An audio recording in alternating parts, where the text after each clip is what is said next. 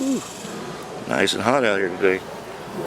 Well, in the Southwest, the KGC was really, very, very strong. The South secession and the outbreak of the Civil War prompted a shift in the group's plans for Mexico to support the new Confederate government. So on February the 15th, 1861, Ben McCulloch, who was a Texas Ranger, began marching towards the federal arsenal at San Antonio, Texas, with a cavalry force of about 550 men, and 150 of those were Knights of the Golden Circle. There were 6 castles represented. 150 of those were Knights of the Golden Circles, representing 6 castles, 6 separate districts or divisions. As the volunteers continued to join McCulloch the following day, the U.S. Army General David E. Twiggs decided to surrender the arsenal peacefully to the secessionists as Texas was pulling out of the Union. These men marched upon McCulloch, and the KGC marched upon the federal arsenal at the San Antonio, and forced them to withdraw, basically surrender and withdraw and get the hell out of there. And then they left their arsenal there with them, the ammunition, cannons, and whatnot.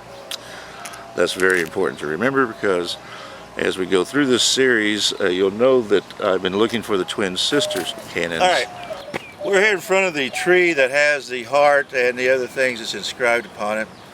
And in the 1890s, Dr. Henry Graves, who was the man who was in charge of stealing the Twin Sisters, came and sat underneath this tree where Pat is sitting at right now. And he said that if he had the finances and the time, that he could come back and find the exact location of the Twin Sisters. We are under the assumption that this man knew what he was talking about. He was a guy that stole them, and that he knew exactly where these things were. And most likely they were down this way in between the train tracks and this tree.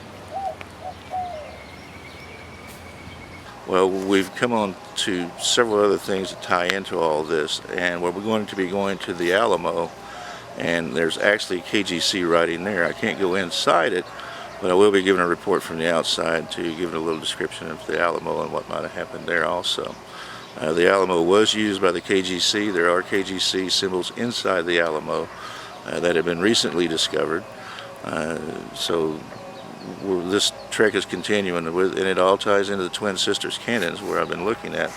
Now, I had Roger Moore, who was the state archaeologist, or the archaeologist who was in charge of the battleground of San Jacinto, come out and look at it, and we kind of got him interested at our location where we thought the Twin Sisters were buried at after the end of the Civil War, and by KGC members, which were pretty evident that Dr. Henry Graves was a KGC member.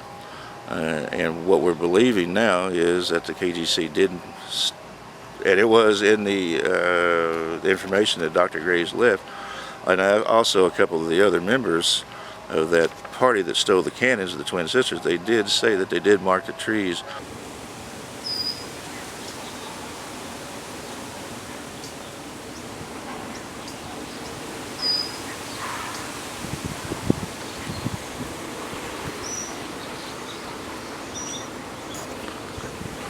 With symbols, and so that backs up the KGC castle. So they were probably a castle themselves, those people that stole the Twin Sisters.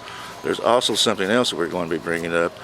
Downtown Houston, there's 3 barges that were sunk by the KGC, Confederate barges that were loaded with cannons, weapons, armaments, and explosives, and they were sunk, and they're still there in downtown Houston in Buffalo Bayou. 2 men in the 1860s found some ammunition, was trying to retrieve tin from it, and were blown up to smithereens and killed. This is a well-known fact, and we are going to be doing something on that also. I will be reporting from San Jacinto. Also, we'll be reporting from Mason Park, where we believe the twin sisters are buried at, or in that area, in the neighborhood over there. I'll be reporting also from San Antonio at the Alamo, as well as some other areas. So keep in tune, keep watching. We're going for the mysteries or the treasures of the Knights of the Golden Circle.